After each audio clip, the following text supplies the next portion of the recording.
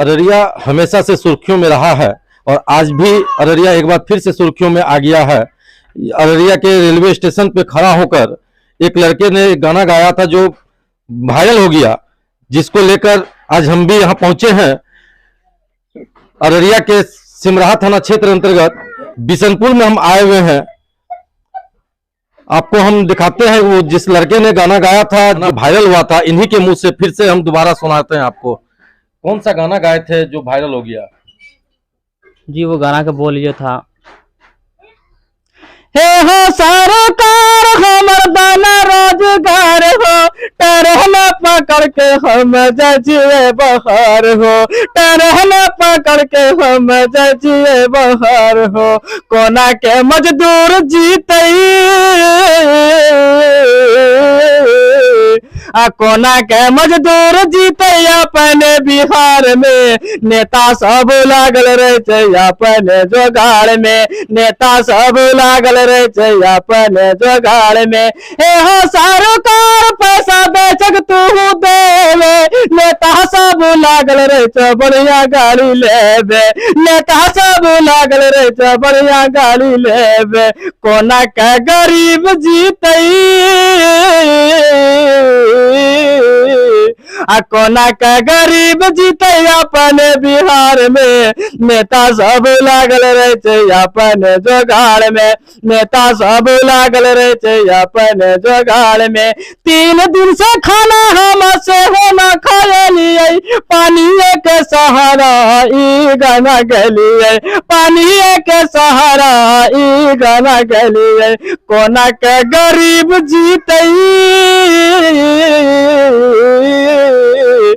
कोना का गरीब जीते अपने बिहार में, नेता सब लागल रहे अपने जोगाड़ में, नेता सब लागल रहे अपने जोगाड़ में। हे हो सरकार हमर दाना रोजगार हो, ट्रेन पकड़ के हम जचिए बाहर हो, ट्रेन पकड़ के हम जचिए बाहर हो, कोना का मजदूर जीते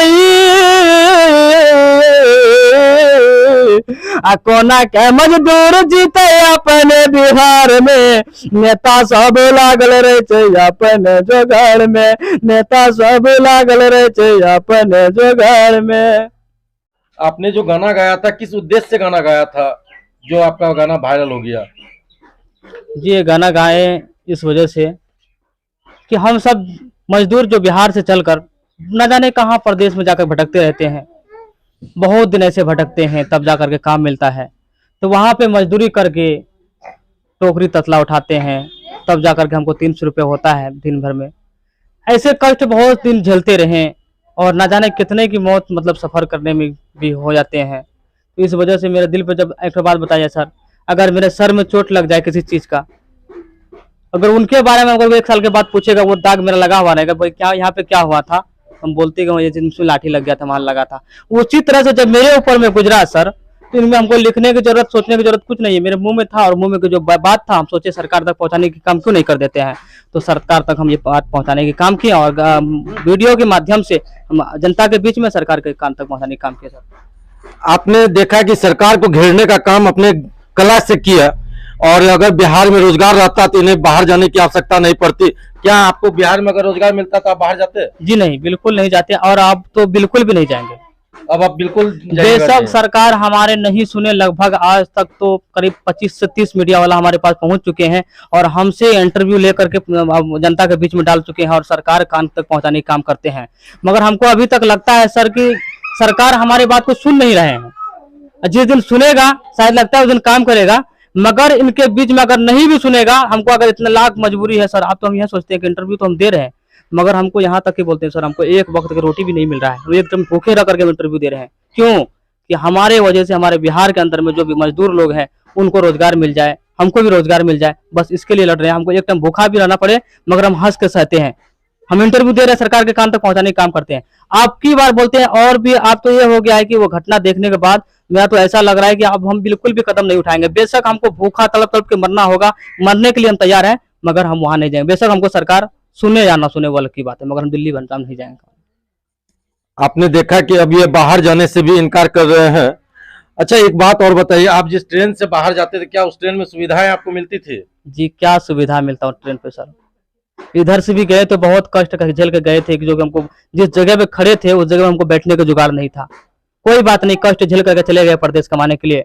जब उधर से भी आ रहे थे तो उतना ही कष्ट हमको देखने को मिला, जो कि हम जो जिस जगह पे पैर रखने की जगह था मेरा, उस जगह जब बैठते थे तो दूसरे से टकराते थे, दूसरे से हम दो चार बात सुनते थे। क्या कहते सर, हमारे जैसे से बहुत था उस ट्रेन के अंदर में, सबको कष्ट होता था।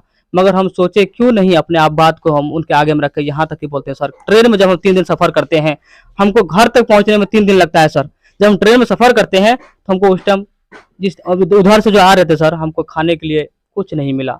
और पानी तक के बोलते हैं सर, पानी हमको जब हमको रास्ता नहीं मिलता उतना जगह कसम कष्ट पूरा भरा भरा रहेगा सर, कैसे निकल करके पैसा रहने पर भी हम एक पानी के सहारा वहां से 3 दिन सफर करके हम लोग बिहार आते हैं।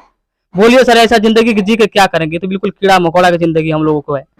हम तो भगवान अल्लाह से एक ही बात कहना चाहते हैं कि हम लोगों को, गरीब को इस दुनिया से उठा ले, वही फायदा, वही ठीक है। अभी आपने बराबर देखा होगा कि भाजपा एक अभियान लेकर चली है, 9 साल बेमिसाल। अररिया से जोगबनी से दिल्ली तक का ट्रेन में एक ट्रेन छोड़कर बाद बाकी कोई ट्रेन नहीं है। और यहाँ के युवा जो है, बेरोजगार मजदूर जो है, वो कितने कष्ट में है दिल्ली जाने पंजाब जाने के लिए, उस पे भी सरकार अभी तक अनदेखी कर रही है। तो कैसा 9 साल और बेमिसाल, इस पे भी जानना चाहेंगे। 9 साल में सरकार बेमिसाल काम की है और एक ट्रेन का भी उपलब्ध नहीं हो पाया, इस पे आप क्या कहेंगे? बेमिसाल काम हम कैसे बोलेंगे बेमिसाल काम किया है?